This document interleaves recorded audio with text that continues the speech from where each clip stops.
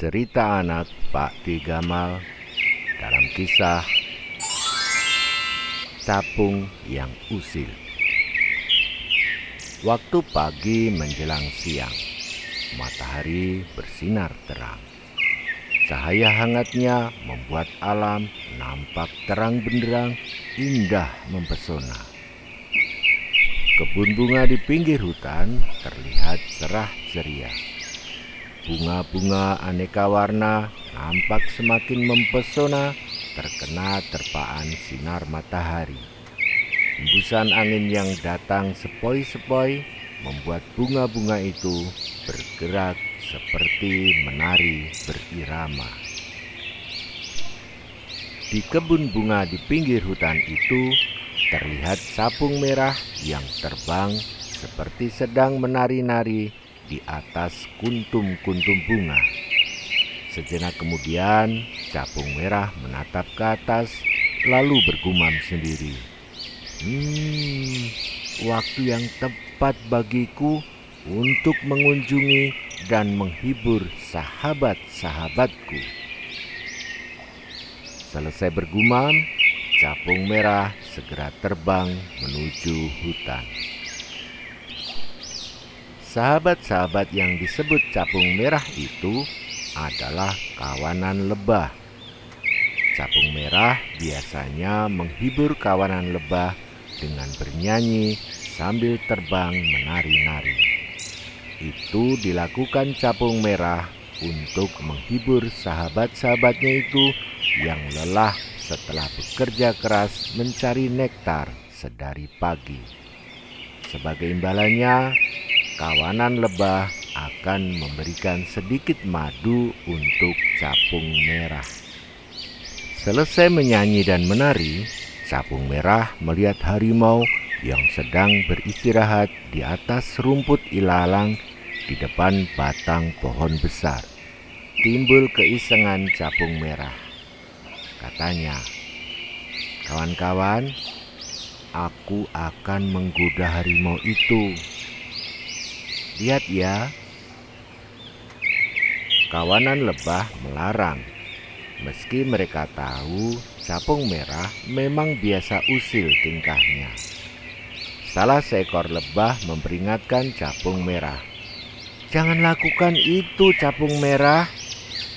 Mengganggu harimau itu tidak baik. Itu bisa membahayakanmu kalau harimau itu marah." Seekor lebah lainnya juga mengingatkan capung merah. "Capung merah, apakah kamu lupa? Minggu lalu kamu hampir terkena serudukan kerbau yang marah karena kelakuan usilmu itu."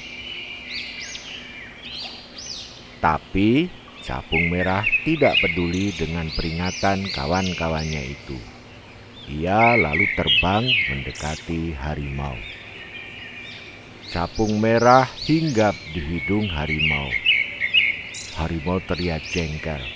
Beberapa kali harimau mengibaskan tangannya untuk mengusir capung merah. Tapi capung merah membandel hingga harimau pun marah. Harimau berusaha menangkap capung merah. Beberapa kali harimau melompat dengan mengayunkan tangannya, namun capung merah dengan gesit mampu menghindar. Harimau semakin marah karena capung merah terus menggodanya. Kata capung merah, "Tangkap aku harimau kalau kamu mampu." Harimau kembali melompat dan mengibaskan tangan bercakarnya ke arah capung merah. Capung merah bergegas terbang ke atas hingga harimau hanya bisa menatapnya dengan geram setelah gagal menangkapnya. Capung merah terus terbang ke atas.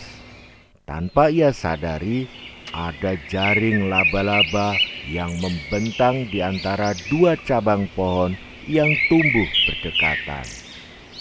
Capung merah yang tidak waspada itu seketika terjerat jaring laba-laba.